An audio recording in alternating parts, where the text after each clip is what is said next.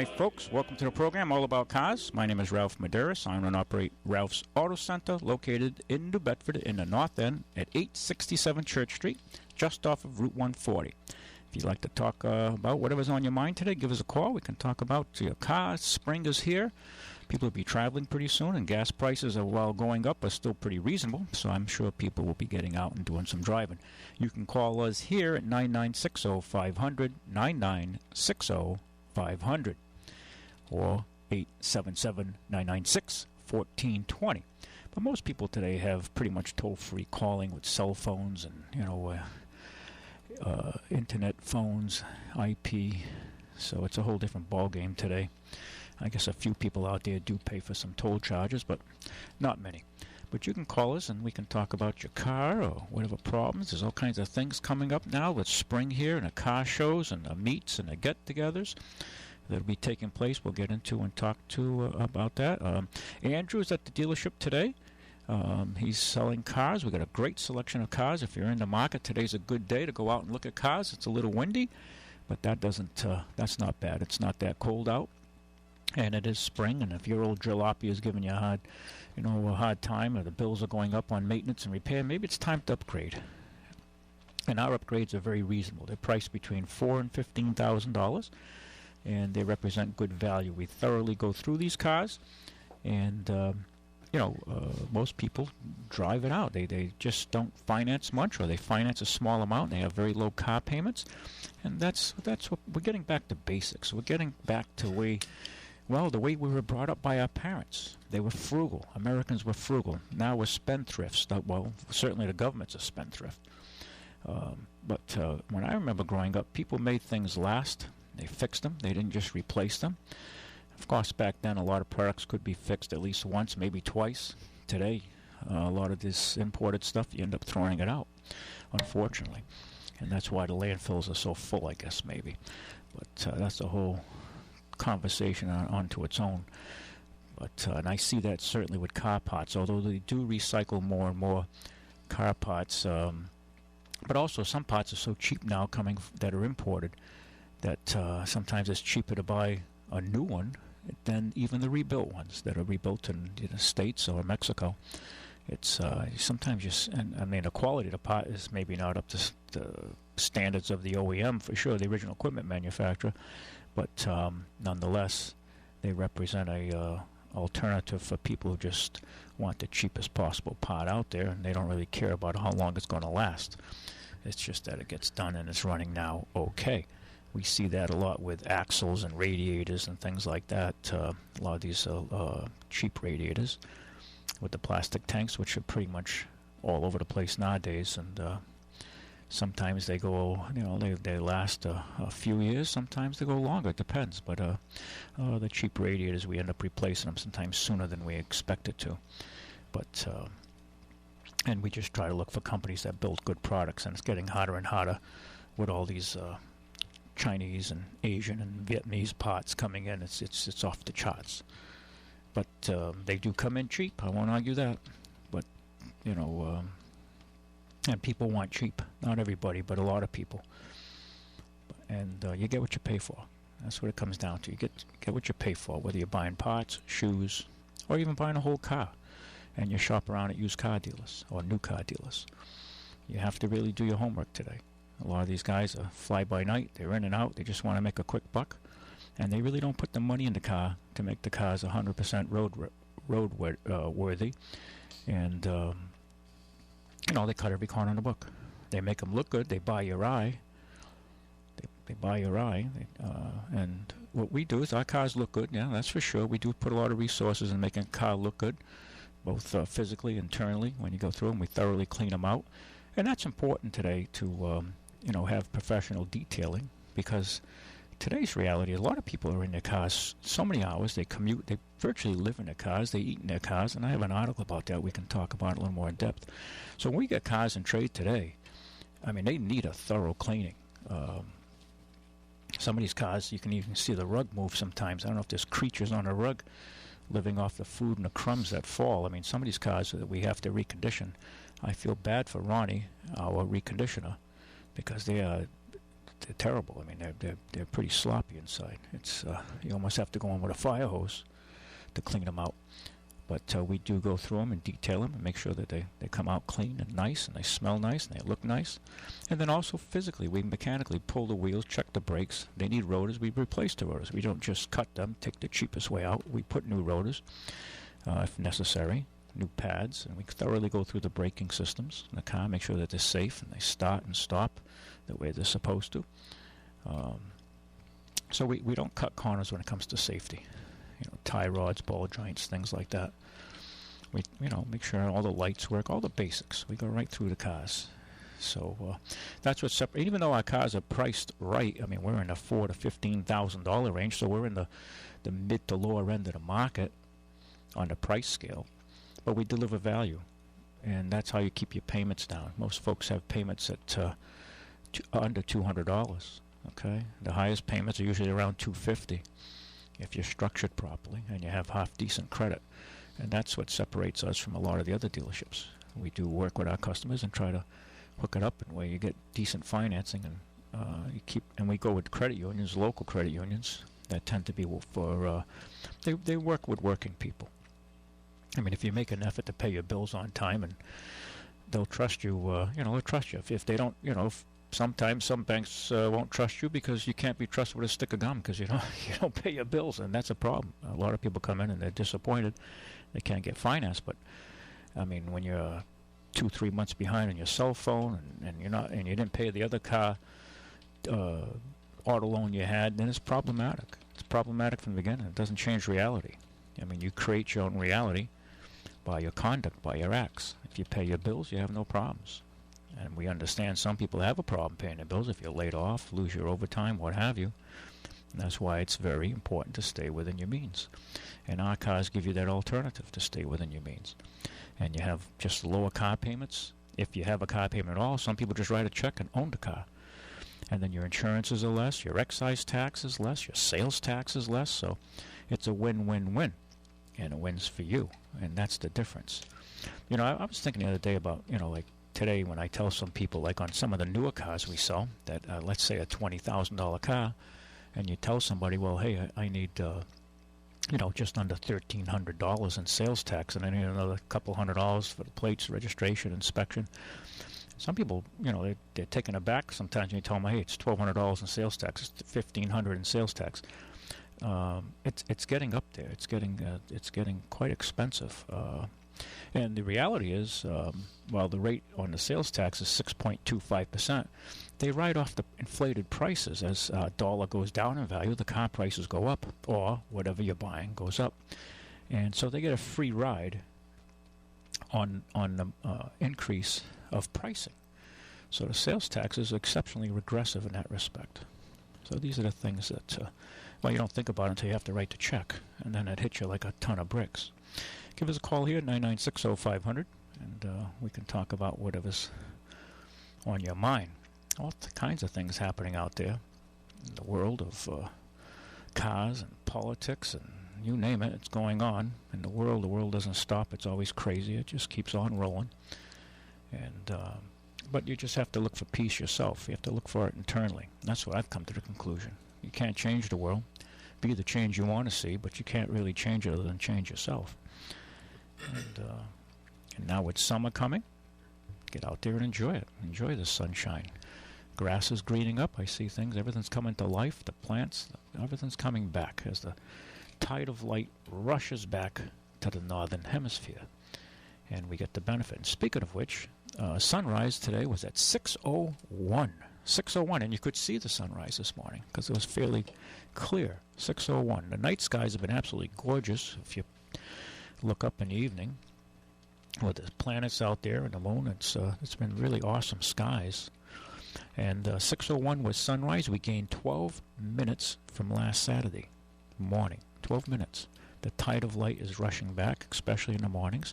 In the evenings, it's very pleasant. The sun's going down quite late compared to winter standards, that's for sure. Sunset will be at 7:26. 7:26. So we don't have that much further to go when you think about it. You got to April is, we've chewed through half of April. So we got another, 2.5 months of increasing light. And then the tide of light changes. But we're not going to get depressive and talk about those things right now. We still have a couple of months to go, a couple of 2.5 months solid of increasing daylight.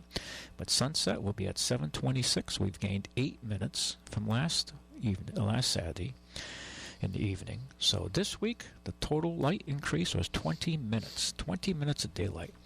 So now you can work out in the yard and get the garden ready and, start planting some GMO-free or non-GMO seeds and plants, if you pay attention to that stuff, and try to eat healthy. Put yourself a victory garden out there. A lot of parts of the world, they grow gardens to get through the winter. You look at a lot of those countries, Middle Eastern countries, and Poland, and Romania, and Russia. Having a garden in the summer it's almost a prerequisite to get through the winters a little easier.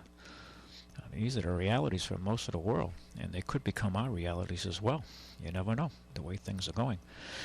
Some of the old-timers, they remember the victory gardens. They actually had victory gardens, or their parents had victory gardens, is what you had to have, because so much of the food and materials was going for the war effort. And a lot of young people just don't understand that. They'd be totally depressed if they found all their fast food restaurants shut down because of shortages of food. And it's certainly not out of the realm. It's happened before in history. And history does frankly repeat itself. That's the realities out there. We've got a caller here. Very good afternoon to you, caller. Hello. Hey, good afternoon. Good afternoon. How are you? Jay, that's you. Now, you were talking before about how our parents were frugal. Yep. They didn't throw stuff away. They repaired it. Yep. Have you ever watched a program on PBS called The Woodwright Shop? No, I can't say I've seen that. Where he uses all hand tools. I think I have only caught one episode. That was a year ago or so. I remember you had some... Yeah, I like to watch that program. I have no talent whatsoever for woodworking. Yep. My father was a carpenter, but I have no talent. I'm mechanical. Okay, that's fair. But I have a great deal of respect for those people who can work wood with their hands and make something out of it. Yeah. And you watch this guy use a tool like a draw knife. Now, how old is a draw knife?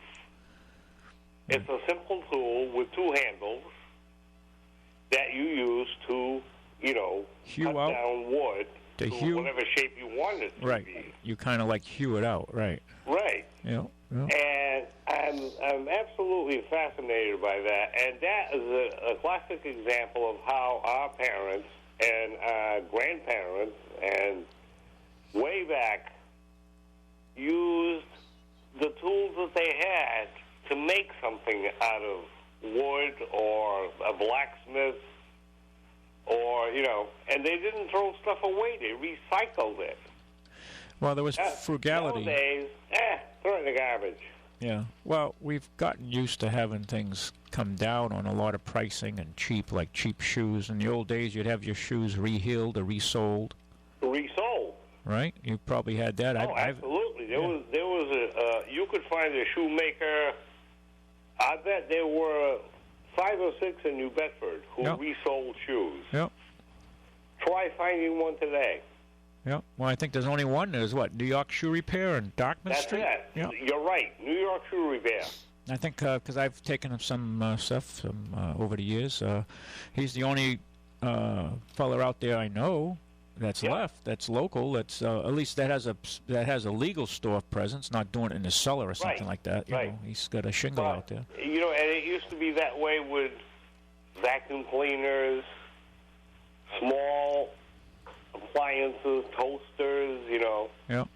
Not anymore. But, I think, Jay, it's indicative of our new way of doing business. It's when you think about it, you look at how capital and businesses' capital, the interest, the ownership, the control, call it what you will, how it's all funneled to Wall Street. Okay? And people say, oh, man, what are you getting on those guys for? Well, what I'm saying is this. It's when you look at, for instance, when you went to a hardware store, you went to Manny's Hardware, Bob's Hardware, New Bedford Hardware, Fairhaven Hardware.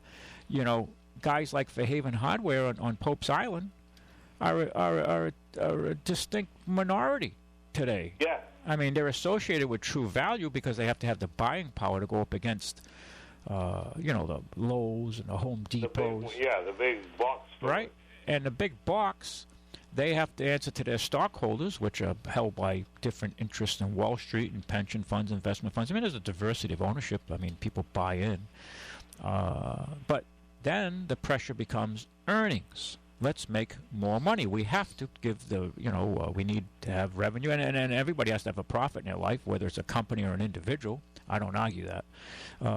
But then they say, well, that rake made in America, we can have a rake made in China. Yeah. For the last 3 weeks, if for you're lucky. $3, then pay that American worker $12. Sure. To make it, or pay for the whole rake. Let's put it that way. Yeah. And but if you got a rake that was made in New Hampshire or Missouri or someplace, right. Like an Ames value was made in American made with Pittsburgh steel, and the guy made a decent wage. He could feed his family, and send his kids to school, go to church, and live a reasonable life in America. Well, now the new paradigm of doing business is let's import it from China. And we can make bigger gross on that rake. So we can still sell you the American rake for, let's say it cost us $12. We're going to sell it to you for $20. But I can sell you a Chinese rake for $12. I only paid $3. I can make more money selling you. 17, yeah, exactly. Right. I can make more money selling you a cheaper one made in China. So and that's the only problem with the one made in China is you'll notice after about 3 or 4 weeks it doesn't work right. Well, no, they don't. Another one. The handle breaks, it rusts out. It's not as heavy duty, But see, a lot of people, they really don't think. A lot of people go out and mindlessly. They don't look at the labels. If you ask them where's it made, they don't have a clue. If they see it's there's certain countries on there, they don't even know where they are. They think, people are. The whole society has been so much dumbed down. I mean, years ago. Think about this. Your parents knew where an item was made, and you were conscious of it. You were taught that. To support your own, you were taught that.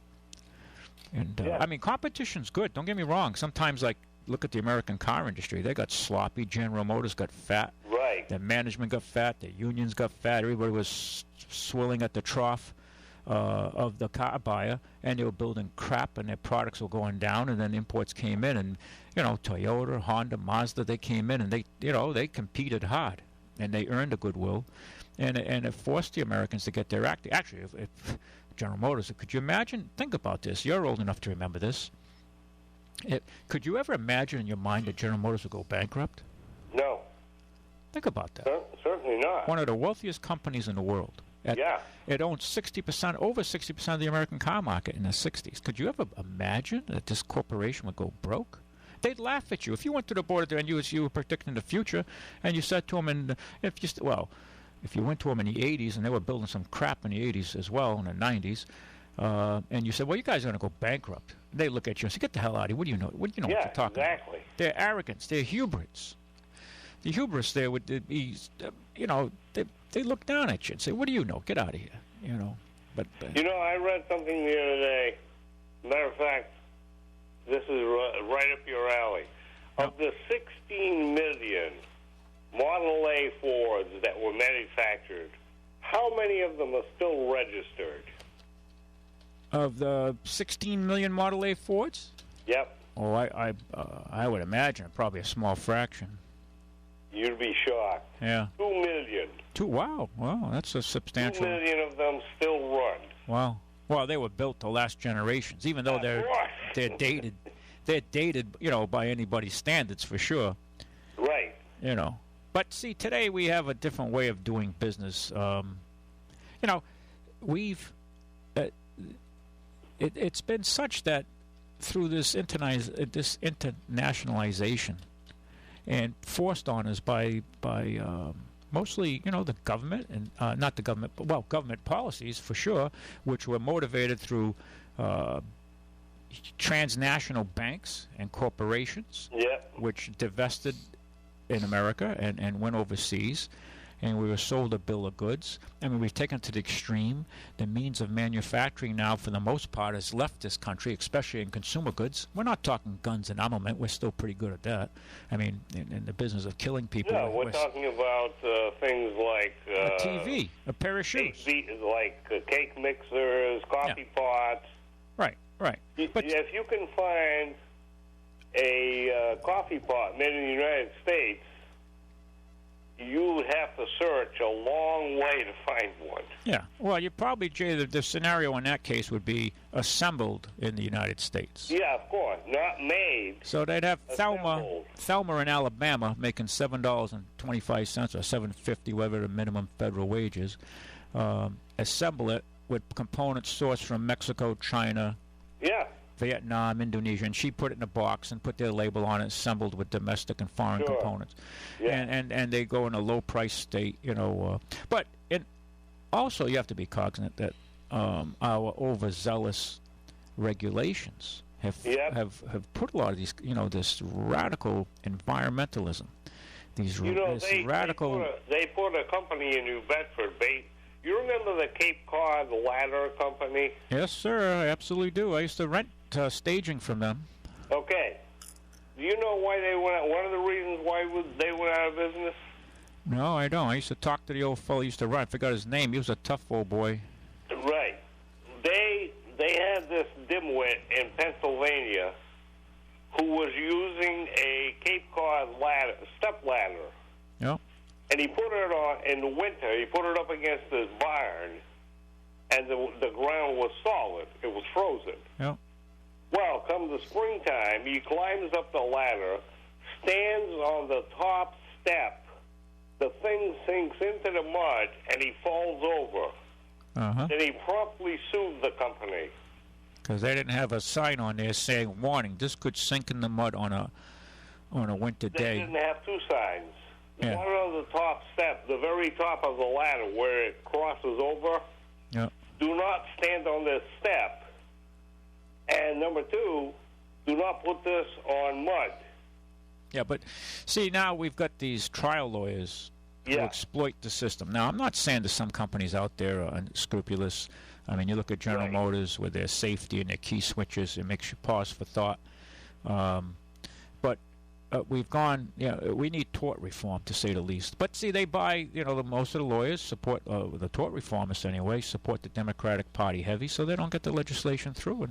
And it keeps... if you watch TV late at night after 10 o'clock, that's all you see is advertisements for lawyers. Oh, in the morning, too, when everybody's on home unemployed. Right. Call this one if you've taken this drug. Call that one if if your knee cap wasn't put on right. Yeah. It's like... I mean, some of it's... there's a line there of balance. I mean, some of these drugs but these drug companies, I mean, they take out your kidneys or your liver because you took their pill and they didn't know about these unintended consequences of taking this drug, and then you find out you've had other problems but that's why the price of a pill is $50 for a pill. Right. Because they're also insuring themselves against any potential lawsuit. So it's jacked up everything. So, I mean, it's, it all comes down to really informing yourself. Caveat emptor, buyer beware. And that's always been the case. But I think between the lawyers and the overregulation, it's almost created a climate of go ahead and buy it. And if it doesn't work or if you get injured, sue. Yeah, there are countries who've managed and done a better job than we have. You look at Germany. Germany has not deindustrialized nowhere near to the extent that the American economy has. I'm talking for consumer goods now. Military-wise, we still make a lot of planes, tanks, guns, bombs. We're pretty good at that. Of course, seem to be in non-stop fighting wars all the time, too. So we do have an industrial military complex, as Eisenhower warned us against. And that certainly exists, whether you're aware of it or not. But as far as, building a TV, forget about it. You remember? Are you kidding? I don't think there's a TV built in America anymore. No, not unless the military orders one for, $35,000 a piece because it's they want a special remote control on it or something, Yeah, or right. NASA orders, some, and they spec it out and we pay some ridiculous funds. Or what we do now is we would just call write up a proposal and Hitachi builds it for us because now you can have. I was watching the news the other day, and they had a thing that just came out recently called the Pig Book. Pig. And it's about all the waste, not just in the military, but in every department. Yeah. Do you know that the United States government paid for 200 tanks that they don't use? The Army never wanted them, but they built them anyway. Oh, they're missing. Jay, they've done the Congressional Budget Office, CBO, has done audits, and they're missing hundreds of billions of dollars. They don't know where they went. Yeah, I know. With the military, I mean, it's so egregious. It's hard to get your mind around it. Okay, I mean, I think we're in danger of. I've said this in the past. I think we're in danger of losing our country as we know it. We've lost it as we know it. Let me rephrase that. It's gone as we know it. But I think we're still in decline. I don't think we've reached bottom yet. The chickens are beginning to come home to roost. Yeah. You understand that under the Obama administration, we've doubled our debt now to just under $19 trillion. Hey, why not? In less, money. Just under 8 years, we've doubled it. And only money. Yeah, I mean, Bush didn't do us any favors. I have with the one war was totally needless. I mean, it was just a waste of money. And half our debt is to pay for these wars, by the way. That the bills are just being rolled over now. So we're at a pickle here. We really are. Any thinking American. Whether you're left or right, I don't care. Come to the party. Just it educate. Doesn't make any difference whether you're left or right. Everybody's going to pay. Yeah. No matter how liberal or how conservative, you are still going to pay the piper. The unfortunate reality of this is that the innocents really pay. Throughout history, that's been the case. We're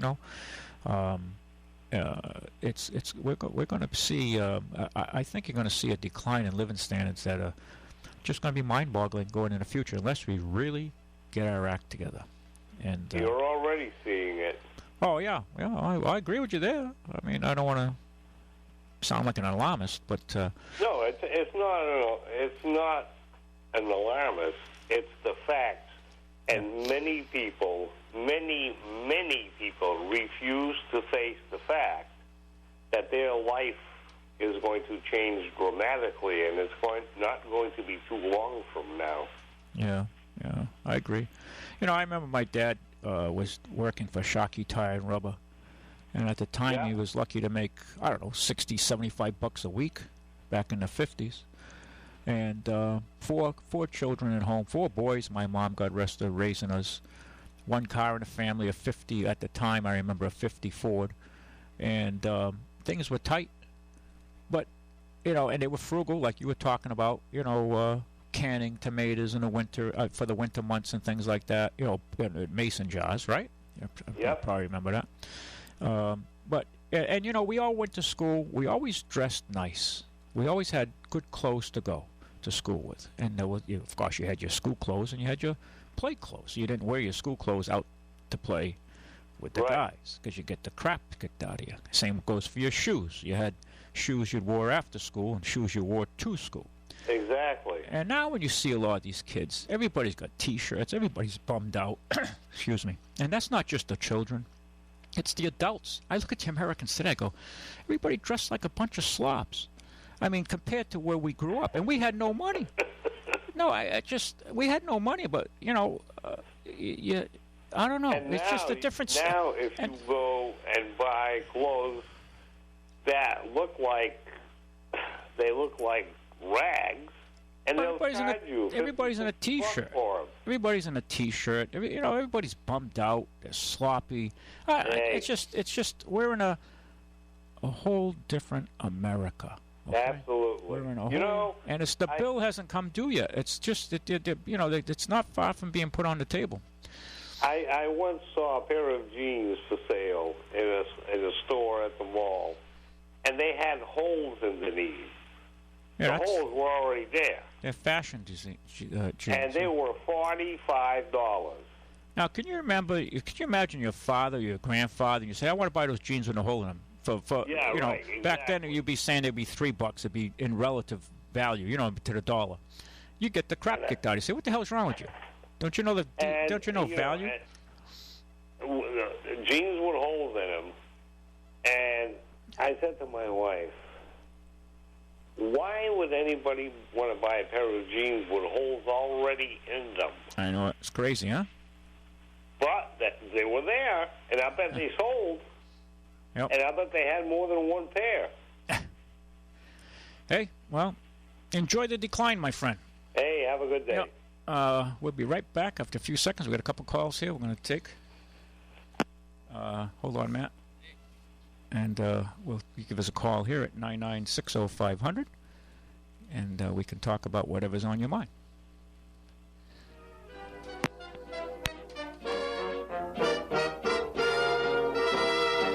I walk along the street of sorrow, the boulevard of broken dreams, where gigolo and gigolette can take a kiss without regret, so they forget their broken dreams.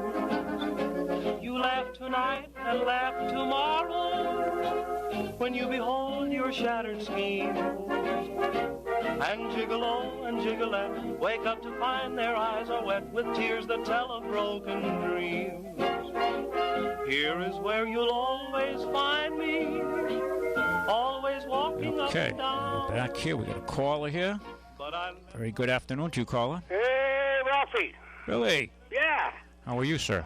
I'm doing all right. Good. Hey, listen, if you got holes in your jeans, you're going to have holes in your head. If you buy them new, yeah. Yeah, the kids will go to these stores. Yeah, I know, yeah. They'll go to, what's that fancy, actually they're having problems right now. What's that clothesline, maybe Matt knows. That's that fancy store that girls and guys go into, what's it? Fashionable. So. Crombie? Oh, Abercrombie and Finch? Yeah, Abercrombie and Finch. That's a place they'd sell those. Matt, how you doing? Hey, how's it going? All right. Yeah, Crombie and Finch, how you say that? Abercrombie and Finch. Yeah, I think I've only walked in the front door and out. I mean, it's a young person's place for clothes. Well, it's just for, it's basically overpriced stuff that kids take their parents' money and spend it on. I mean, it's... well, they know where to go for the money, you know? Well, the parents, so... Mm-hmm. But, and they'll sell you those jeans that are... washed with rocks in them and put holes in them. And I've gotten some stuff, not from that particular company, but some similar items. Yeah, and the stuff just it just doesn't last. Yeah. I mean, and if well, it's not made to last. It's made to just make a quick buck for them. And it's got to be a Chinese product. Well, it's all over the world. Most of the stuff now comes from Bangladesh, Pakistan, because that's where those girls work their butts off for $40 a month. I mean, about the same thing, I guess. Nothing different. Yeah. Yeah. Well. So, Ralphie. Yes, sir. You got any more Lincoln town cars? You like that town car? Huh? I did. That was a diamond in the rough. It took a lot of work to make it. I don't care about it. It was just a nice car. Yeah. This caddy was. Oh. If I'd have got that damn car. I would have. I liked it. I got into it. I looked at it. Had all the toys, and you had a machine under you. Yeah. There was an article here. I was gonna. Let me see if I can find it, Billy. Oh boy. Let's see, they was talking about. Let me see if I thought I printed it out. I said, "Gee, Billy would like to hear about this." Yeah. Yeah. All kinds of car stuff. Car stuff, political theory, but the world's going crazy. The world's always crazy, I tell people. It ain't the world, it's the people, Ralph. Yeah, but it's always been that way throughout history. You know what I mean?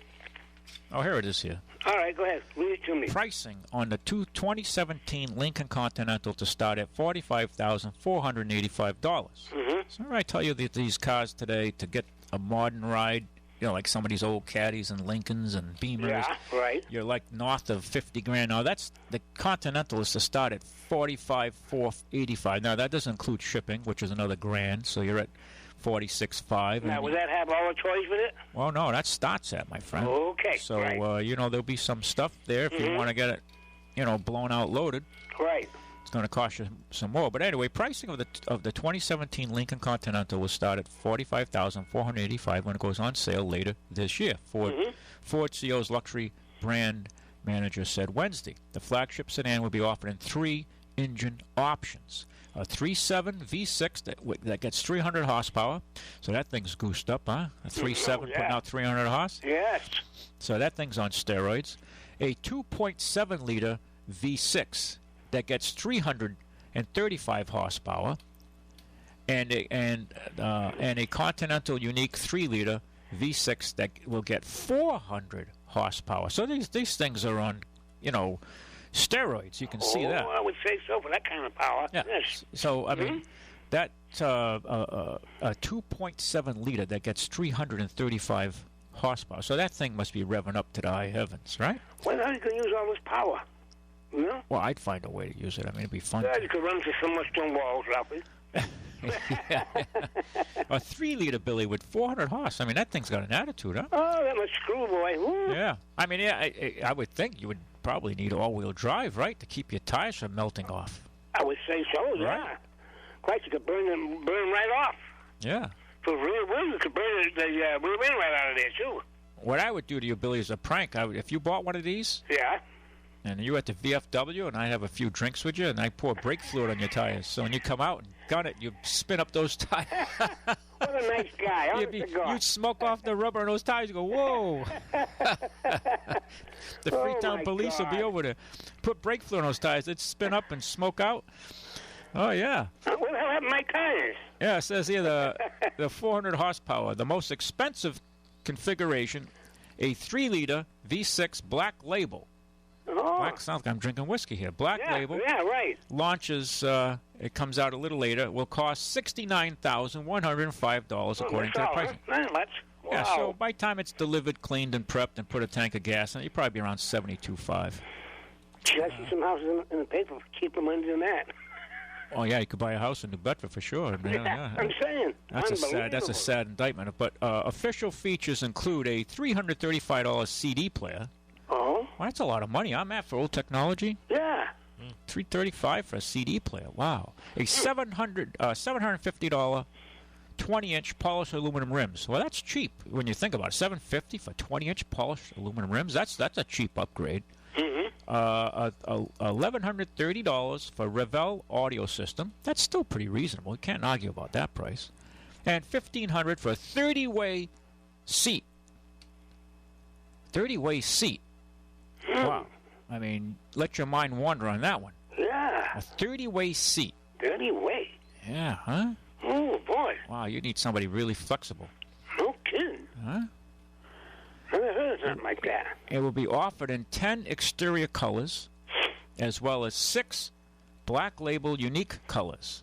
Well, that's 6 Black Label unique colors. So the Black Label model line will have 6 unique colors. Sounds like it's going to be a nice car. The Continental starting price is about $9,000 cheaper than the Cadillac's CT6, which starts at $54,500. This Lincoln is a 2-door?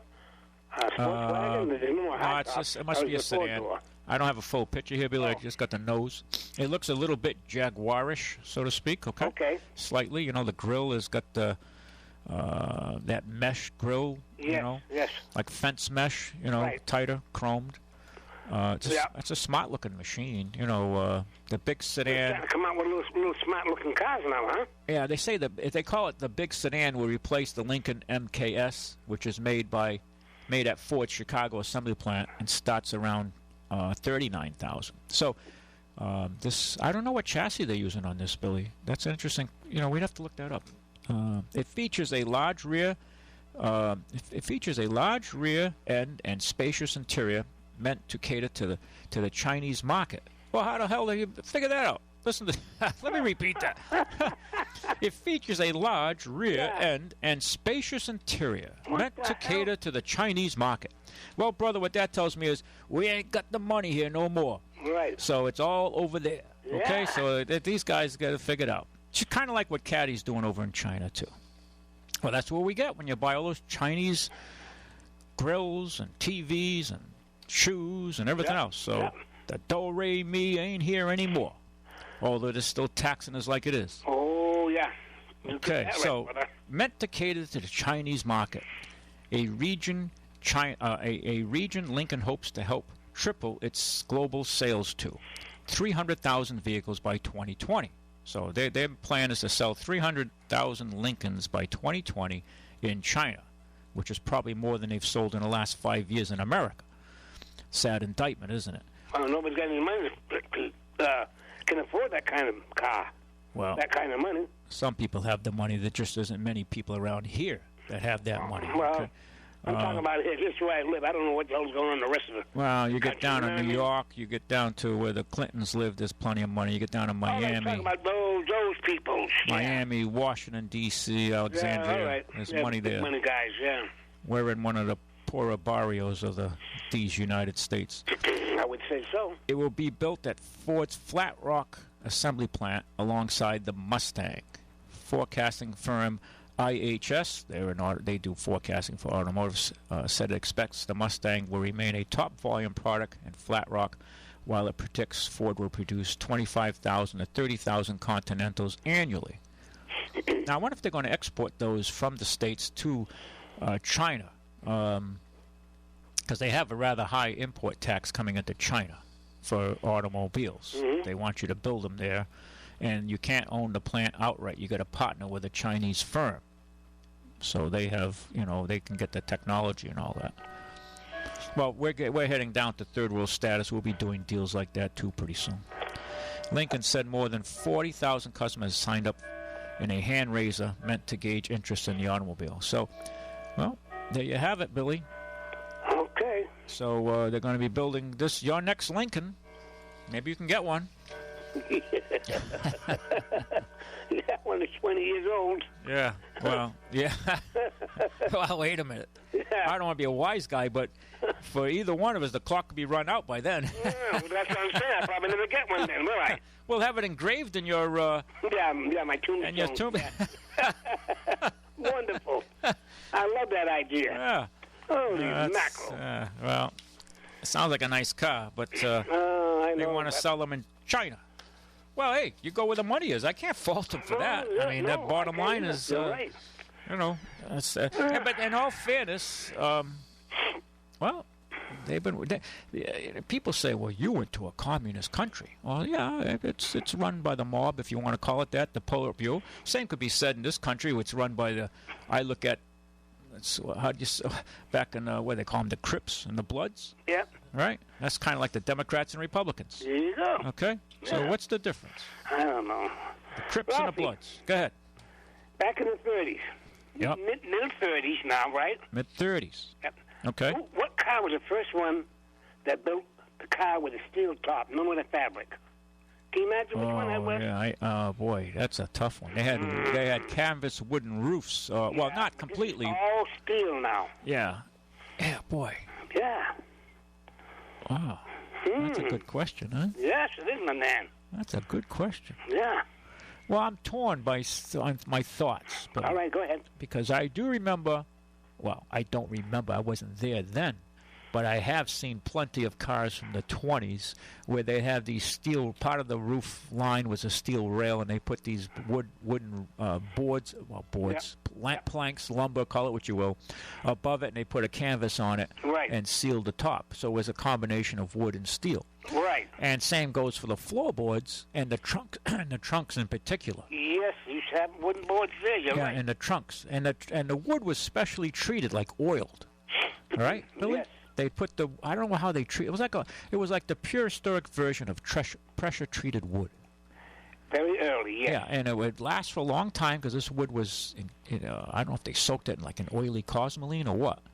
But I do remember that. And I Yes, remember you're right. working on some of those old cars and the old trunk libs. You had to be careful because when you lift the trunk, you had to make sure that little clicked Oh, in yeah. Oh, you or get come whacked down, in the head. clam down, knock you out. Yes. Come down on a windy day like today. Not like your father's 39 Chevy used to have a shelf in there of wood. That's correct. Yeah. That's correct. And a little toolbox, and Yeah. a little tool bag Right. in there as well. I remember that. You know, I was impressed when I first saw the imports here years ago, the Toyotas, the Subarus, the early ones in the late 60s, and I saw the Japanese cars, and it had a little tin can of touch-up paint, you know, the color of the car that you could touch up. I said, wow, that's pretty cool. And then it was a little plastic vinyl bag with all the tools to work on it. I said, that's pretty cool. Then one time I'm working on my dad's 39 Chevy, guess what? It had the same, they had the tool bag too. The Americans were doing that way back. They Yeah, just gave up doing it. And if you remember what the wrenches looked like then? Yeah, they were American made. Yeah, but what kind of... Were they straight? Were they curved? No, they had an angle to them. The way they were curved, Yeah, that's right. You could... like an S, like an S. You know what I mean? It was curved so you could do one end or the other. Right, it was like an S, There you go. You got it. Exactly right. like like an S shape. So the old timers out there who work, or guys who worked on cars, know what I'm talking about. You're right. And they're hard to find. Sometimes you see them at flea markets now. Yeah, well, I got two sets. I got one in the old Plymouth and one in the old Buick. Into the threes.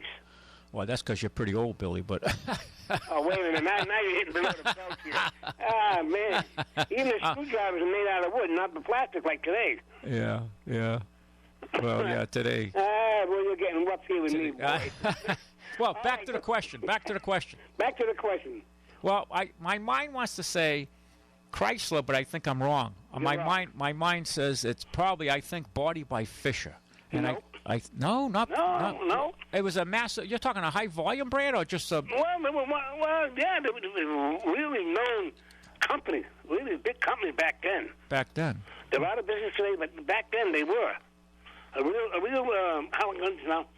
Did they make it past the war? Oh yeah, they passed the Second World What the War. hell? The '38 Chevy was a full steel roof. Yeah, but it was a little bit earlier than this. Now Okay. it was the first one to do it. And I thought, like Body by Fisher, they were pretty advanced. Yeah, but this company was really advanced too, because it's come from way back into Not Studebaker. 1800s on up. Studebaker? They started making cars and bicycles and things like Studebaker, that. Billy? How's that? Studebaker? No. Well, Studebaker was back in the 1800s. They were making horse and buggies. This other company was also. Yeah. Really? Yeah. Where, Hudson. Who? Hudson. Yes. Wow. It said, along with some styling tweaks, car makers, Conway Hudson made a big change in 1935 with the Hudson Terraplane having the only all-steel body. Wow. Yeah. Hudson. I never liked Hudson's. Huh? I never cared for Hudson. It is, huh? Ah, the style of them. Look at that. I know, but Look there were at that. companies... Matt's looking at food online. Look at that. You can't eat on the virtual food there, the sandwiches. Look up a 35 Hudson. Look it up. 1935 Hudson. With skirts and up back. Yeah, look it up. Pretty sharp looking I don't buggy think for that year. I don't think you pick up too many dames in your 35 Hudson, but I don't know. Well, I Back in don't know. the We day. don't know what the James were like in the days. We don't know Let what me to see. pick That up is not, anyway. that wasn't a Hudson. There's a Billy. Jeez, I was going to say if that's the Hudson, I'm impressed. It's a Hudson No, Terraplane. you just. Let me see. First side doors, Are those Hudsons you got there? big sweet fenders. Oh, that's a stairs nice on car. Billy, I stand to be corrected. That Hudson is a nice looking lady. Yeah, I'm telling you. It is. Yeah, the coupe is really impressive with the Yeah. suicide doors. Yep. Right. No, I stand to be corrected, folks. That Hudson is a sharp looking machine. Damn right it is. I only took out shop looking cars around me. Well, I'm You know thinking that. of Hudsons in the 50s, Billy. Did they, did they make 50s or 40s? Oh, no, they made it all the way through. 48 was a new step-down model starting then, remember? No, this Roadster I'm looking at is a nice looking machine. Mm-hmm. Yeah, this Hudson it's a nice ride. Yeah, I can see it here. I like the horns in the front. Sharp-looking buggy. Oh, yeah, Matt likes the horns on it. It's got the tweeters on them. You know, the trumpet horns? Yes, right. Trumpet horns. Trumpet, you're right. What I like is a suicide door on that Yep. coupe. Yeah, huh? Yeah, that's that. And convertible is a real snazzy lady. Natty lady, was she, huh? Oh yeah. No, Yeah, that's back trunk. I. You're right, Billy. I'm corrected. That Hudson I don't know. The designer must have died before World War I because after the war, their cars looked very, I don't know. Well, he's got a 53 Hudson. Actually, it's pretty racy, huh, Matt? That's not bad. It's a little weird looking. Well, 50s was a weird time, man. That was a time of well, if you look at it, it was Packard, Mercury, and Hudson. We used to call them bathtubs upside down. Yeah. Well, the Hudsons I must have worked, because I did work on a few Hudsons. And they looked just very, I don't know. It was the low-end Hudsons. But that coupe and sedan Hudson from the mid-35s is a smart-looking machine. Yeah, I'm telling you. And Matt's looking at we're almost out of time here.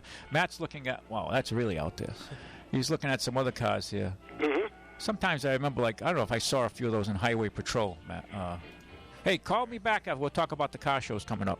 All right, I'll call you back. All right, after the news. Folks, stay with us. After news, all about cars with Ralph Medeiros. We'll be back after a few minutes with the news. Thank you for listening. WBSM.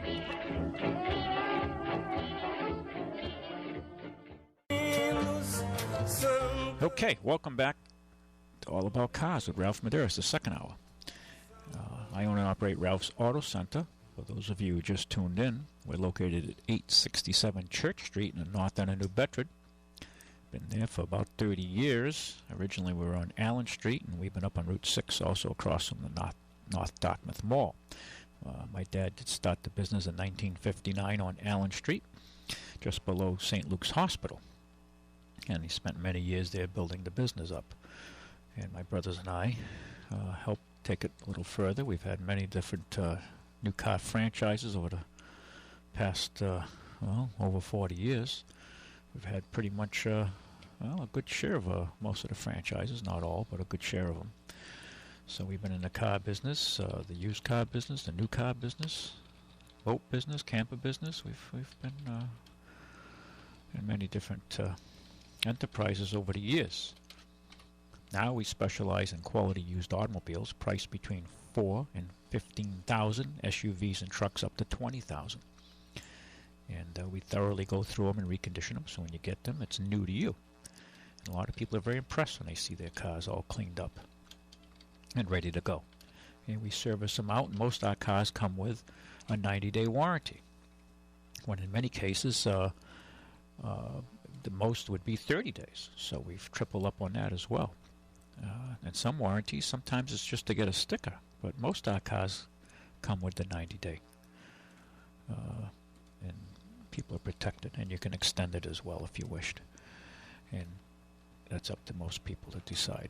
So, but we do go through them. We don't want to see you come back unless you're bringing coffee and donuts. We don't want you to have problems. So we try to make sure that we minimize. I mean, cars are cars, and people get sick, and so do machines get sick. But we try to minimize that so you don't have these problems. We've got a caller here. We'll take this caller. Very good afternoon to you, caller. Well, good afternoon, Ralph. Hey, how are you? Oh, not too bad.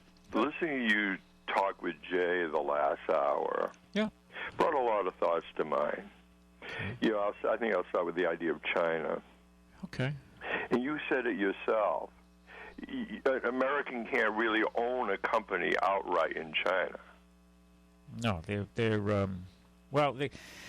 coming out of a third world status, so they protect their interests. Well, that's where I was heading to. You know, this free trade is for us a fraud. Well, you can't have protectionism. You can't have the protectionism, but they can. Excuse me? Right. Hello? And this is Trump. He loves to yell, well, the politicians are stupid. They get bad deals. No, they're not stupid. They just pay it off. Well, no arguments there. They know what's in their own interest. None of these trade deals are good for the average American, period. No. It's... Well, we've gone to an extreme. The Germans have done a much better job of maintaining. The Germans have more of a relationship with labor. Yeah. A lot of German corporations allow labor on their boards, the directors, where they can get labor's input. The unions come in, the metal, Atal, in the auto industry anyway. They'll have the German metal workers on there, and they'll have a say at the board of directors. So they do get labor's contribution in there. And Well, if you think about it, it makes a lot of common sense. it does. I When agree. you're invested in the situation, well, everything works out better. It's progressive capitalism. I agree. Yeah, I'm always a believer. Some people would call me a liberal. First off, I don't care what anybody calls me. But I'm really a middle-of-the-road person. Yeah. Well, I thought it was funny about a week or two ago, there was a news item about Ivanka Trump's clothing wear business. That one of her I think it was scarves, don't meet fire standards. She has are you saying she has her own clothing line? Is that what you're saying? Ivanka. Okay. Yeah. That's his daughter, correct? Yes. Yeah. Yes, not his wife. Okay. And I didn't know where are that. they Okay. made? I didn't know that. China. Yeah. Well, I So mean, the irony of this just fascinates me. You know, I think we become a country of no values whatsoever except that which serves me. well, and it's really hard to sometimes find sources in America. I mean, when I quit smoking, I started using toothpicks. I'm giving you a minor example. And I used to go to Stop and Shop and buy a box of toothpicks. So one time I buy some boxes, and I just buy them, and they're all in the same Stop and Shop box and all that. And All right. they were made in Maine. And it makes sense. Maine has plenty of trees to make toothpicks, Right. So I said, okay, I'm supporting some guy in Maine to make toothpicks. Okay. Well, one time I go home, I bought a couple, 3 boxes, and I come home. It's kind of like buying cigarette packs to me when I used to smoke. And I look, and they're made in China. I go, what the hell is this? So I take them back, and the guy says, what's wrong with the toothpicks? I said, nothing. He says, why are you returning them? I said, they're made in China. He says, it makes a difference to you? I said, yes, it does. So he said, okay, I'll give you, it was 69 cents a box. Gave me my money back. I went back to the toothpick place, the corner where that shelving is. Right. And I found the boxes made in America, which were depleted, obviously, and going away. Yeah. And I bought what was left of the American-made ones. It was a matter of principle. I have nothing against it. But I said, we're going to import toothpicks from China? Of all things. And Yeah. where did they bring the wood in from the Pacific Northwest, like Vancouver? Probably. Yeah, came out of the state of Washington, and we sent them over there, and they milled them and sent them back, and they still can make more money on us? Whoa, how far are we going to take this? Well, see, That's a matter of principle. I'm just telling people you. ignore that, you can give all the tax breaks in the world to the big businesses. You can give tax breaks where they bring their money back to America. That's not going to do anything for the American worker, because as long as they can go pay $1 an hour for labor or less, they're going to do that. And as long as our politicians sanction it, because they're being paid off, they're going to do that. But also, the American worker has to get in shape, okay? And it's not just physical, it's mentally. They have to be, just show up, not take advantage of every sick day, not just bleed the system down. They have to be more, because if you have a Mexican worker or a Chinese worker who's more diligent, shows up on time. Agree with you. So we've gotten lazy. We have this sense of entitlement that's rampant, especially with younger people, under 40, I guess. I hate to just paint a brush that way, but I mean it goes all over. But we've got to get in shape, and it'll come. You know what? It'll happen to us. The economics will dictate it. Well, I'll tell you something. I'm obviously not 22 anymore, No. and I've seen how it changed. Oh yeah. I even see in the schools it's okay for the kids to be late and not to have their books with them. They'll make a big deal out of it. I had an interesting experience last Saturday. I was down in Connecticut. I stopped at a place one of the fast food joints, which you shouldn't eat that stuff, but to pick up breakfast, I pull on the door, it's locked. Yep. And I look at the sign, it says opens at 6 a.m., it's 7:23. And finally, that shift manager comes out, a very nice guy, and he did wait on me very nicely. He said, the workers didn't show up. Yeah, well, that's Really? reality, though, isn't it? Huh? It's kind of the reality of America today. But nobody's doing anything about it.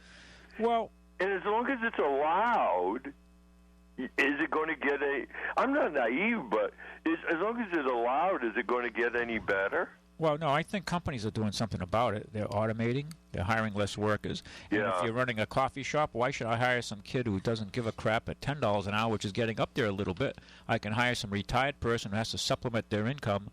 The very thing that the advocates of raising the minimum wage don't want to see it, but a lot of people on fixed incomes, because they're in net real terms, their incomes aren't going up. The Social Security is not keeping pace with the inflation because the government is, it's broke for all practical purposes in more ways than one. So their check is going down in value, and they're forced to go to work to make ends meet. And they're more reliable. They show up. Oh, absolutely. And this is it's a generational shift here. And this is going to be a fascinating time to look back on study social-wise. I remember reading an article, and this was a few years ago already, that one of the major burger companies was trying to look for a new way of taking orders.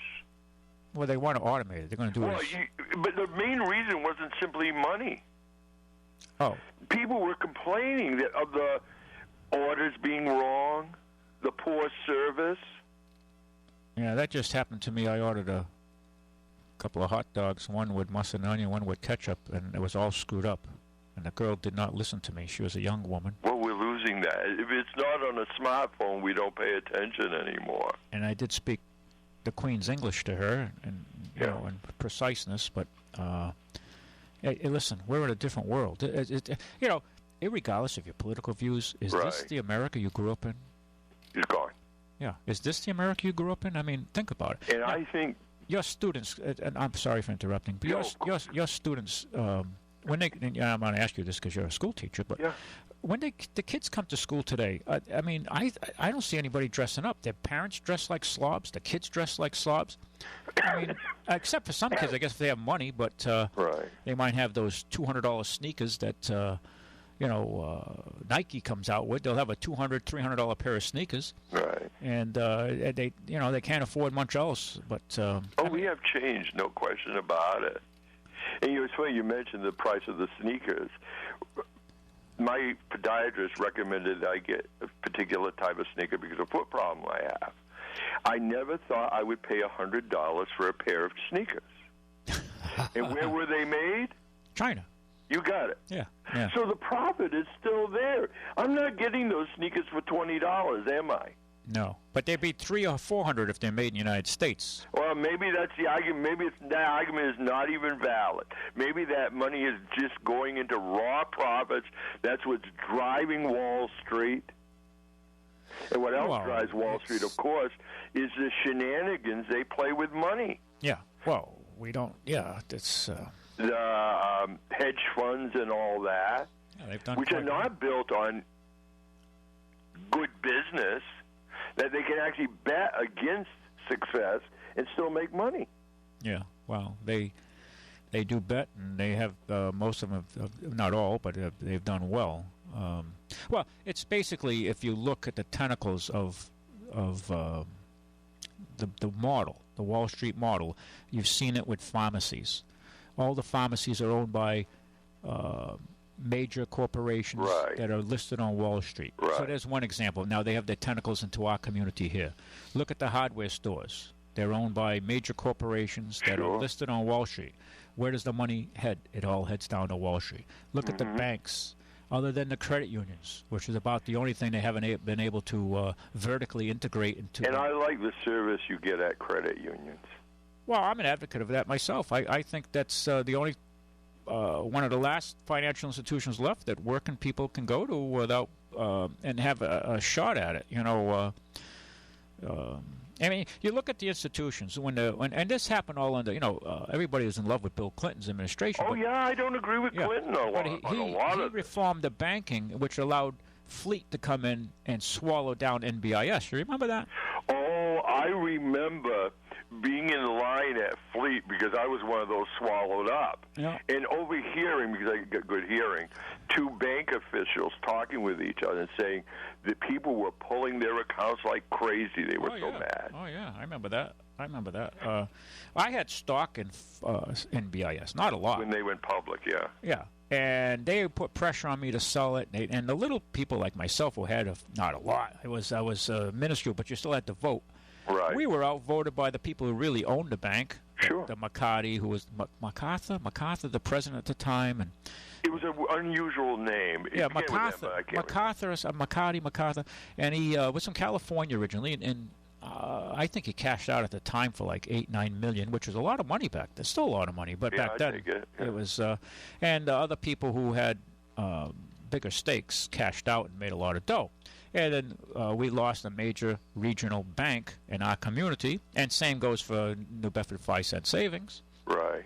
And the same deal happened there. And, then it all come crashing down, and the Bank of America, which is still around, but it is truly the Bank of America because we, the people, bailed them out. Right. And they still haven't... Well, see, that's the interesting point. This is where I agree with Sanders. We got a problem when these entities become too big to fail. Yeah, well... Then we got to bail them out. If Joe Blow's hardware store on the corner fails, well, it fails, The city doesn't go into crisis. Wow. But now you get these... could we have allowed GM, for example, to have failed? Yes, we could have. Whether it would be in the best interest of the United States... Yeah, if you're going to give them we the people's capital... Yeah.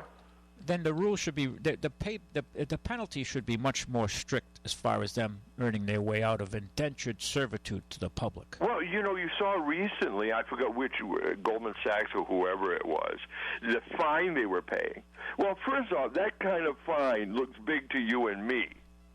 But to them, it's chump change. That's exactly right. And a lot of it is written off on taxes anyhow. That's right. And it's a traffic ticket to you and me. And the only way you're going to stop it is to put somebody in jail. But see, in this meltdown that took place and started our depression we're in now. You put it very well. Yeah. I agree with you. Yeah, in 2008, this meltdown, you know what? There's only one entity or one country that has prosecuted. Iceland. That's correct. That's right. As a matter of fact, the program, CBS program Sunday Morning, yeah. It used to be with Corrals, I forgot who has it now. They did a segment on that, I think, a week or two ago. Yeah. They had it. They're not going to tolerate that baloney. Matter of fact, their Prime Minister just resigned. Yes. Because he's involved in that Panama money. Right, exactly. When you get to the point of damaging your country, that's when it should stop. Yeah, but see, we've got to get control. We have too much statism right now. There's not much opportunity. I mean, you can work your butt off, and they just tax you and regulate you to death. America was a country of opportunity. Well, it's more than tax and regulate. Some regulations are necessary. I don't like to be taxed, but I don't like to pay for the infinite war machine. I agree. If somebody profits from that too. When I hear the idiots, and this is the right wingers on syndicated talk radio saying they want to double the number of aircraft carriers we have. Why? Other than you're getting payola, pal. I remember when Newt Gingrich, there was a C-17, I think, a cargo plane. The Pentagon didn't want anymore. Well, they were made in Newt State, so guess what? Well, Georgia, you got probably, more. Right? Yeah. Well, yeah, it's these firms have, like Newport has NUSC, Naval Underwater Systems, Raytheon's there, and there's a lot of corporate interest to see this money being spent. And, Patriot missiles and all that, the more they shoot off, they have to replace them. They're over $1 million a piece. Let me close with this idea. Yeah. Are you familiar with the name Admiral Rickover? Yes. Yeah. They did a 2-hour special on PBS on him a couple of years ago. He was the father of the nuclear Navy. Right. Particularly the nuclear subs. Yeah. Well, in any event, he was convinced that Electric Boat, the guys who make the subs, General Dynamics, were ripping the taxpayer off. Mm-hmm. And what Reagan did was, place them in, I don't even know how to put it. Kind of like sideline them. Unimportant. Sideline them. Yeah, thank you. Put them in a position that sounds highfalutin, and you have an office and you have a secretary. Other than that, you're playing with rubber bands all day. Yep. And what was interesting about that, the head of Electric Boat admitted on the air that they were ripping the taxpayer off. Oh, and nothing happens. Well, a lot of payola. You got it. Hey, have a good week, okay? Thank you. Yeah, give us a call here, 9960500, 9960500. And let me see, I look something up here. Okay, let me see, we got... Very good afternoon to you, caller. Ralphie. Billy, you're back. I'm back. Good. Okay, what's happening now? You had a special meeting. All right, on April... excuse me. On April 30th, at the VFW... Get a shot of whiskey, Billy. Bean supper. Get a shot of whiskey. Yeah, I got it. Probably so. $10, dancing, and a great time. That's... Is that past or coming? No, this is coming. Coming? April All right. 30th. April 30th. Yep. That's next... Is that next Saturday? No, the following Saturday. No, the following. Oh, third, the end of the month. Okay. Third, yeah. Yeah, okay. And then on May 14th is a Saturday, from 12 to noon, over at the Dartmouth, Dartmouth Senior Center. That's a month from now, practically, just short of it. Mm-hmm. Yeah. So that's Saturday as well? That's Saturday, May 14th, from 12 to 4 at the Dartmouth Council on Aging. What do they have going on? Put on by the Veterans Memorial. It's a car show. Oh, okay. And the food is there. And also they're going to have 3 military guys, active guys, come in, look over the cars, and give out some big prize. Huh. And then there's on the May 29th, there's the Lakeside Family Festival Antique Car Show. Lakeside, May 29th? Yeah, Lakeside Family went out there in East Freetown. Okay. Now, where's the Lakeside? Oh, Lakeside, that's on Assoda, right? No, it's in East Freetown. East Freetown? Yeah. You go on 18, you go past the... Oh, you're right near the Camp Cathedral, then. Yeah, that's what it is, yeah, but they call it Lakeside Family Festival now. Oh, okay. All right, you threw me off. Okay. That's a Sunday. Okay. Car show. Yep. Okay. And then we have the cruises every Monday starting May 2nd, every Sunday, having a cruise down at the Plum Corner. That starts when? May 2nd. So that's right around the corner. Yep. Now, May 2nd. Now, what night is that usually held on? It's on Monday nights. All right, so Monday night starts May 2nd, so the end of this, beginning of the new month. Yep. And they're going to have Plum's Corner. That's in Rochester. Right. That blue strip mall there, yep. Yep. And that'll be, that starts like 5 to what, 8? Well, some guys get there before that, but it's supposed to be 5 to whenever. You know what I mean? Okay. And on Tuesdays at White's Amusement Center on New Road in the Cushnet. White, okay. You know White, that one? yep. That's right, Okay. just on the side of New Bedford, actually. Yep. It's the Lost Rebels Car Club having a cruise nights starting May 17th and 3 times a month. 17, 24, 31, et cetera, et cetera. And then on Wednesdays, it's Star Driving. Yeah, Star Driving. Yes. You and I were just there. Yes, we were, yep.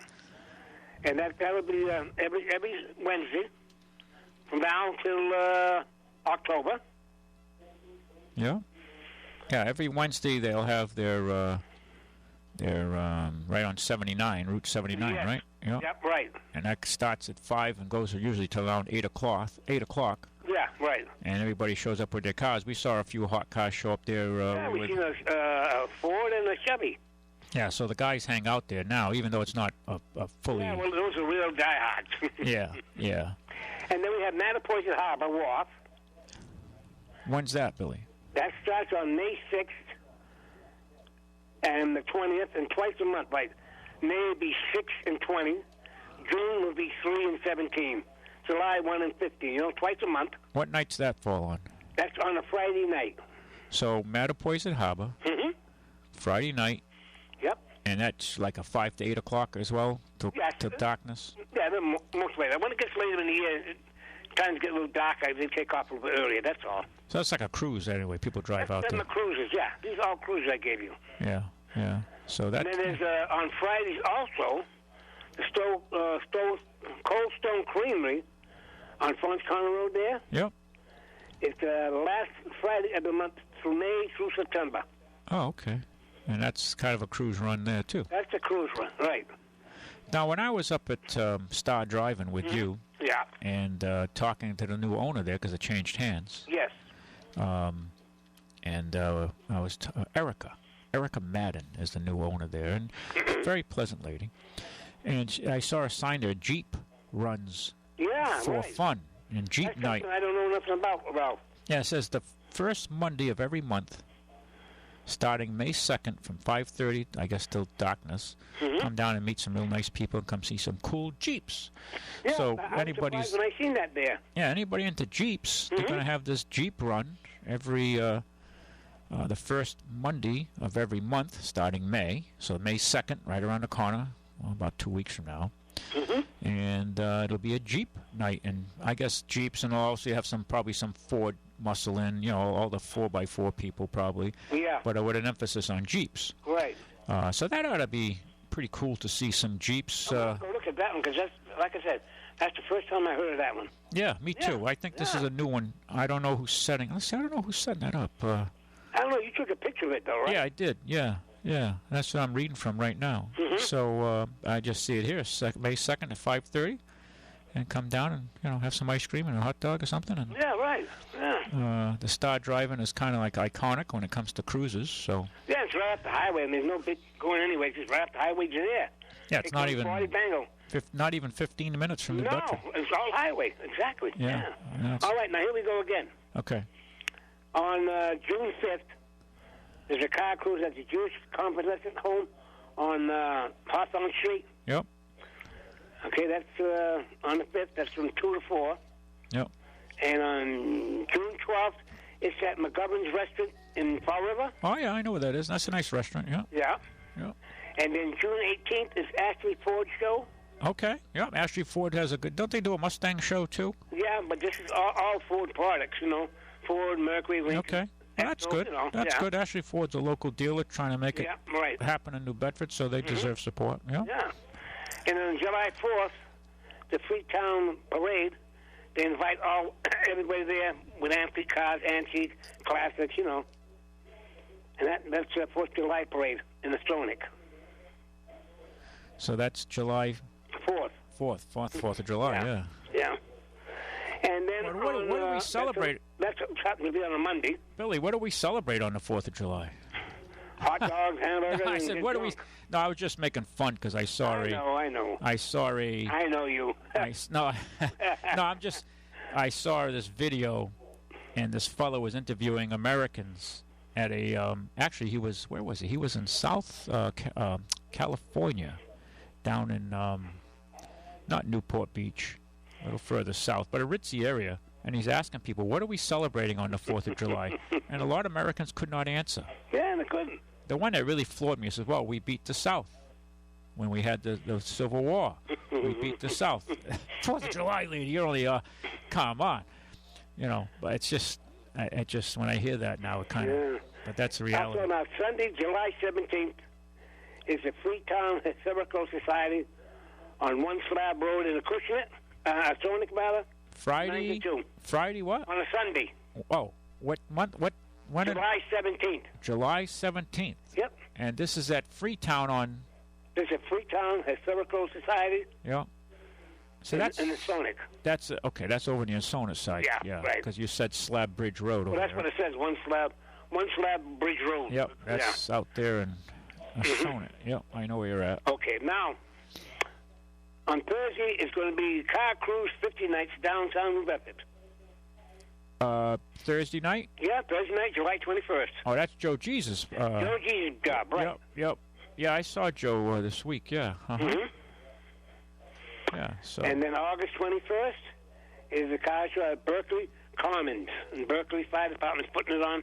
Oh, okay, I know what that is. Berkeley Commons. They have a nice little commons over there. It's a big triangle there, right? Outside of the... That's what it is. Right, not far from the police station and the town hall. That's Friday night? No, that's a Sunday. Oh, a Sunday. Yeah. And what month and time? What? That is in August. Oh, okay. So the summer's well on by then. Yeah. Yeah. That's beautiful out there in August. Yeah. They just finally finished that bridge, the Taunton River bridges. Oh yeah, they finally did that one, boy. I was Gee. over that the other day. We went over that. God almighty. Yeah, finally, In right? China, they would have built 1,000 bridges Well, already. I remember that was a red light and a green light. You go and stop and That was one rain, remember? How many years, Billy? 5 years? Oh, that's been years, yeah, quite 6 years. I mean, I don't know. I don't know how long it took them to build it, but, you know. I don't know if they pay each guy by the week there or what. How they say, well, we don't have money to pay you this week. Yeah. Don't come back until we have more money. I mean, I don't know what the heck takes so long to build a bridge in I guess Massachusetts. it was done in no time. Ah. All right, August 21st is Alden Court Nursing Home. Okay. Parentheses on 25th of August. Okay, that's over here in Fairhaven. Yep. And then August 27th is Marion, Washburn Park. Okay. Never been there, but okay. Yep. And that's a Saturday. This is a Sunday. August 28th is the Shaw's home in Wareham Street, Middleborough, Mass, American Legion. Oh, okay. And then September 1st is a Hathaway Manor Care facility on Hathaway Road in New Bedford. Wow. Thursday. That's the first. Now, on Thursday, September 15th, is the Oaks Care Center on up in Cushing Avenue. Okay, yeah, it's right near me. Yeah. Yeah, right. Not on, yeah, that's. Yeah. And then on Right off. September 17th, that's the Thursday, this is Saturday, is Arden Glen long-term care out there in Dartmouth. Yep. Okay. And then Sunday, September 21st, is Diamond Vogue in Fall River. Okay. And then I guess this big cruise going on Saturday and Sunday, October 1st, the Cape Cod Cruise. Okay, so you got a lot of stuff there happening between now and October. So. And then on a Sunday, October 9th, is Plum's Corner Car Show in Rochester. Huh. And that's another Sunday, is October 16th, is UMass Car Show. Okay, yeah, I'm familiar with that one. Yeah. Yeah. So you boys there, I guess, put a lot of work into this. Yes. Lot of stuff. Johnny Angel goes to a lot of those? Oh, he's about all of them, yeah. Well, everyone here says John Angel, John Angel, John Angel. Yeah, so he'll be there for music. Yeah, for music, right. So a lot of teamwork there. So that's the whole scoop here, Mr. Ralph. All right, well, we'll talk about it. Just gives people an idea out there that whether you don't have to have an old car to show up. No, of course not. You go just But you can take your grandkids or take yourself and just kind of go back in time. Right. I noticed, like at downtown New Bedford, when Joe Jesus has this show, a lot of kids and people see these cars and they haven't seen, and a lot of kids are awed by them when they see these cars, all, the old cars, and they just don't have a history of it. They don't remember them at all. So when they see these cars, they're like, wow, look at these cars. They made cars like this. Yeah. Even some of their fathers don't remember it. That's right. Well, because you have kids having kids now, Billy. That's what I'm saying. I know how many people. I don't know. They can't start lawnmowers now. What are you talking about? That's right. Pretty soon you're going to only be allowed to have electric Well, lawnmowers. I know. We had a show the other night, supper, and people on the table talking. She says, my husband is so brilliant. He's a beautiful pilot. He knows all about that. He don't know how to start the damn lawnmower. I had to go start it for him. We all laughed. This guy had all kinds of brains, but couldn't start the damn lawnmower. Imagine that. Yeah. Well, are you surprised? No. Hey, Ralphie. All right. Have a nice weekend. You too, Billy. Good A hearing your long week. voice. And we'll catch you again. Yep. Keep the faith. All right. See ya. Thank you. Yeah. We'll be back. I'm going to take a drink of water here. We'll be right back.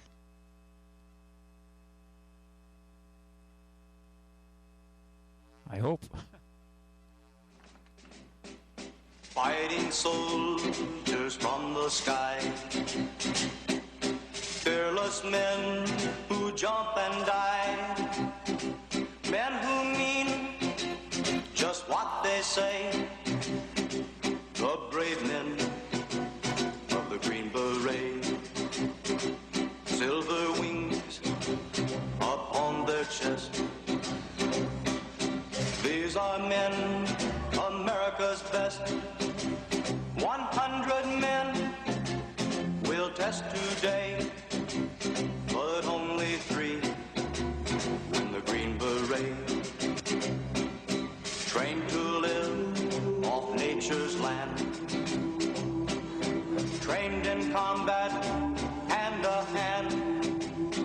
Men who fight by night and day. Okay. Courage take. Green Beret, huh? Green Beret. Remember that Vietnam War time? The commitment to sacrifice these men made. Unbelievable. And, well, coming up to Memorial Day, and it's we certainly shouldn't forget. Very good afternoon to you, caller. Hi, are you there? Hi. I just found out that the seller I go to for my yearly oil change and sticker has closed up, and I'm going to go to you next month. Okay. Do I need an appointment? Well, for the oil change, it'd be wise this way you don't wait. Okay. So you just call us, and we'll Ulysses and Service Department. Okay. And he'll book the appointment, and like I can call the day before. That'll be enough time. Yeah, usually, yeah. Yeah. And pick the time you want, or he'll tell you. I mean, if you call a day or two early, just so you can fit to your schedule. Oh Easy, yeah. You know what I mean? Just we try to make it convenient for you. Are we on the radio? Yes, we are. Okay. Yeah. So no, I thank you for the call, and I look forward to Well, I seeing know you. your wife. Oh, you do? Okay. I used to work with her. Oh, okay. Yeah. All right. So. My name's Carol. Okay. Okay, Carol. I'll call you next month. Thank you, Carol. Thank you. Bye-bye. Bye-bye. Give us a call here, 9960500. We can talk about whatever's on your mind. Just a reminder, folks, we got some great used automobiles. I'll talk about a few of them right now. We brought in a 2008 Subaru Outback Black, priced at just less than $9,500 is one. We brought a nice, I think it's 15-passenger, 2010 Ford Econoline. It's an E350 XLT. And it seats up to 15 passengers. It costs $15,000, just under $15,500. You can buy it, and they're a little hard to find. You could move a village in it, actually. So, but if you need a rig to carry a lot of kids or family or illegal workers, whatever you're going to use it for, that's your business, not mine. But a 2010 for under $15,500 that carries that many people is a good value in today's market. It's being the E350 XLT. Got an 07 Camry, excuse me, a 2007 Camry XLE V6. I'm driving a very nice car. Priced at under $10,500. It's bombed out loaded, roof, leather. It's a nice rig if you don't want to spend a lot of money, but you want a nice car. It's got the small V6. It's got plenty of moxie, that's for sure. You hit it, it takes off. That's going to clean up real nice. Those are new arrivals that just came in. An 06 Jeep Grand Cherokee Overland Black, 62,000 miles at under $15,000. In today's money to buy that car new, you're about $50,000, maybe a little more. Got a great 2008 Honda Civic EX, that's top of the line with navigation. Civics are hard to find, clean, with low mileage, only 72,000 miles, priced at under $9,000, a superior value with graduation coming up, kids going to school, college, work, or just for yourself, or maybe your wife or your girlfriend. Not both, one or the other. Priced at under $9,000, it's a good deal. 07 Subaru Outback LL Bean Edition. Okay, it has the 3-liter engine, so it's got plenty of moxie. You could tow a little camper or a boat with it, and it's priced at under $14,000. This is their top of the line Subaru. New would cost you probably north of $45,000. A 2011 Jeep Grand Cherokee Overland, absolutely gorgeous. I've seen this. It's ruby red. Someone may come down today on that. That's priced at just under $23,000. It's a beautiful rig. That's to buy new would be very expensive in today's money. You'll probably $50,000, north of $50,000. So these represent superior value, and that's what we sell. So I mean, you want to go someplace else and pay more, that's your business. But if you don't want to be a dummy and you want to save some money, you should come by and see us. We do sell a quality line of used automobiles. We don't try to play games. We try to earn your goodwill and repeat customers and referrals. That's our whole operation. We try to stay focused on that. 03 Toyota Camry XLE, top of the line, 45,000 miles, priced at under $8,500. Honda Element, I believe, could be sold, but I'll talk about it here. It's a 08 Honda Element Honda Element LX all-wheel drive automatic, priced at under $9, a very good value. I drove it, runs very well. Needed a good cleaning, but we got that done. Got an '08 PT Cruiser, limited edition. It's pretty much bombed out loaded, 41,000 miles, priced at under $8. Good value, very good value. PTs, I like PTs. They handle nice, they ride nice, and you sit in the car. I like cars you sit in. I don't like cars where your butt's on the floorboards, unless it's a sports car, Porsche, Corvette. That's a different ballgame. Nissan 2012 Nissan Versa, four-door sedan, priced at under $7,000. That's a good value for somebody, for a college grad or student, whatever. These represent excellent value. 2012 Kia Soul, 37,000 miles, priced at under $12. Go shop around. You're going to see that's a superior value. 2013 Kia Soul, 46,000 miles, still good mileage, priced at under $12. 2013 under $12. Shop around. You're going to see these prices are excellent. Town & Country, Chrysler Town & Country van, touring package, light blue, pretty. 84,000 miles, priced at under $11. '09 Sentra, Nissan Sentra, black, 54,000 miles, priced at under $9. 2009 Jeep Patriot. It's like a Jeep Patriot. It's a small Jeep, 4-cylinder. It looks like a Jeep Commander that was put in a dryer and shrunk, for those of you who know what a Commander looks like. But it's a nice little sport utility, small, all-wheel drive. They make them in front drive as well. And this has only 70,000 miles, priced at under $11. Super clean Dodge Dakota SLT Club Cab, four-wheel drive, pick 'em up truck, priced at under $10. '07 Jeep Grand Cherokee Laredo, white, clean as a whistle, priced at under $10.5. Another Jeep Grand Cherokee '08 silver pewter Laredo package, 6-cylinder, priced at under $12. That one's printed here, 85,000, very low mileage for the year. A nice '05 for you Toyota lovers, a Toyota Tacoma double cab V6 automatic silver, priced at under $18. Another Dodge Dakota '07 SLT Club Cab, four-wheel drive, black, 59,000 miles, priced at under $14,000. And another Compass. The Compass is similar to the Patriot, just a different dress, okay, a little different body style. It's an '07 Jeep Compass Sport Package, green, like a dark green, priced at under $8. 4-cylinder, very good on gasoline. An '07 Jeep Liberty Limited, black, clean as a whistle, 88,000 miles, priced under $11.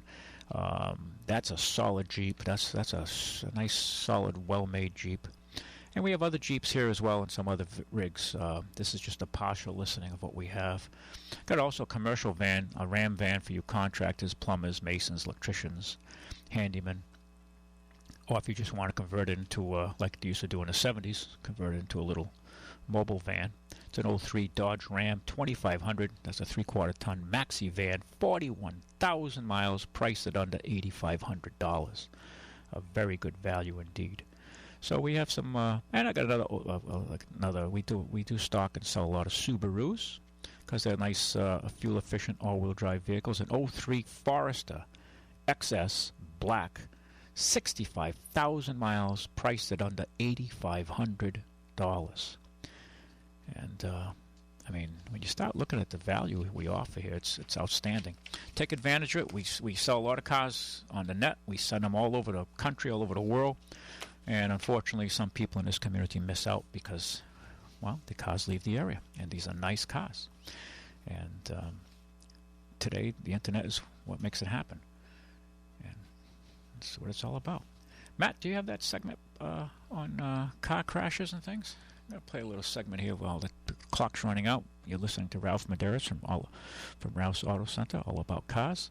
We're located on Church Street. And I don't know if, Matt, I forwarded you this little information on car crashing and testing. They tested these new trucks.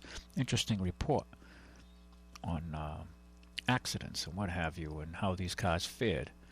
And he's going to try to cue up the clip on it.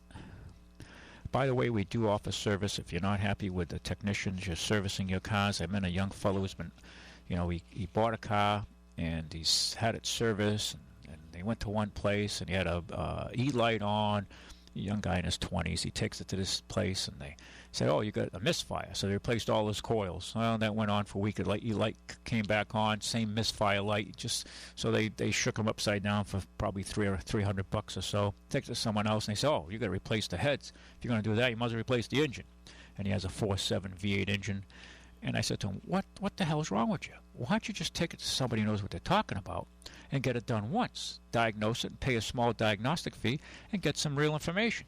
So finally, I don't know if his boss threw a brick at him or a brick came from heaven. I don't know. He brought the vehicle in, so we're about to test it out. So it really pays to just talk. And we're not just the only pro out there. There are other shops out there that are very good too. But people, they're so concerned about saving money, they end up spending more money for misadvice. It blows me away. Matt, have you got that cued? Here we go. I hope. It's Michael buffering. Oh, it's buffering. Okay, here we go. Gee, I thought we had high-speed internet here. Oh, no, it's thinking about it. Such is life today. No, but as I said, a lot of people, they'll go here, they go to Jack, they go to Harry. They run back underground shops, backyard shops. They don't have, they have a diagnostic analyzer from Harbor Freight for $89, and they're going to tell you what's wrong with your car. It doesn't quite work that way. Are we ready to cue? Okay, you got it, Mike? Okay, here we go. You got it from the beginning? To occupants in This is from the Highway Institute of Safety. They do crash testing. Here we go. We good in the beginning? automakers I hope. on who builds the toughest large pickup trucks. So the Institute decided to take a look at the safety of this vehicle class. We conducted tests to evaluate the protection to occupants in rear impact, rollover, side, and frontal crashes. So the results are a mixed bag. The Ford F-150 is the only vehicle to receive a good rating in the small overlap test, and furthermore, it's the only one to receive a top safety pick award.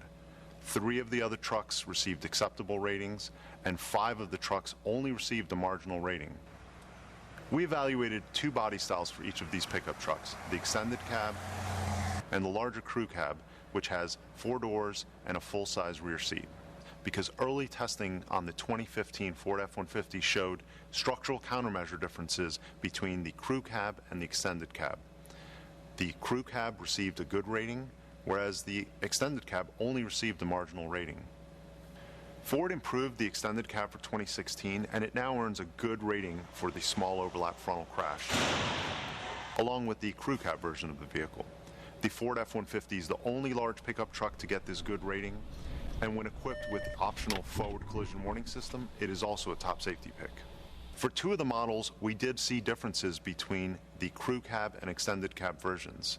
The Silverado 1500 and Tundra crew cab models performed worse than the extended cab. The extended cab received acceptable ratings, whereas the crew cab versions only received marginal ratings. The worst performing truck we tested was the Ram 1500, with both cab versions receiving poor structural ratings and marginal overall ratings. There was so much structural collapse that the footwell, brake pedal, and lower instrument panel pushed into the dummy's legs. There was likelihood of serious injury to the lower legs, ankle, and feet in the dummies. In a real-world small overlap crash, drivers in a Silverado, Ram, or Tundra would need help freeing their legs from the wreckage. The injuries they sustain could require months of rehabilitation. Pickup trucks are advertised to be these rough and tough vehicles, but the results show that some manufacturers have a long way to go to match the good across-the-board safety performance of the Ford F-150. There you go. A little bit of just safety review on the new trucks out there in the marketplace and how they're evolving. Ford's done a good job with their new aluminum body, which you would think aluminum would need some reinforcing and structuring, but I guess their engineers really got into it and they're paying attention. And the other rigs are steel-built trucks, and some of the brands didn't fare as well. So there's a battle now. It's kind of like Johnson and Mercury, or Johnson Evinrude versus Mercury outboards. In the old days, when you talk about these things, guys battle about their GM Chevys versus Ford or Dodge, or Toyota is now in the mix as well, and as Nissan. And the competition is fierce on these brands. Folks, if you're in the market for a car, please come by and see us. We definitely need your business. We're out for election every day, looking for your vote. If you need service, please look us up. And we appreciate your business. We truly do. I will not be at the other radio station next Monday. There's a ball game there, so I'll be back the following week at WSAR. I do a program over there in Fall River on Mondays from 2 to 3 as well, which will not take place this coming Monday because of a ball game for Patriots Day. The following week, we'll be there, God willing. Thank you for listening. Look us up at Ralph's, or, RalphsCars.com. See you next week. Thank you.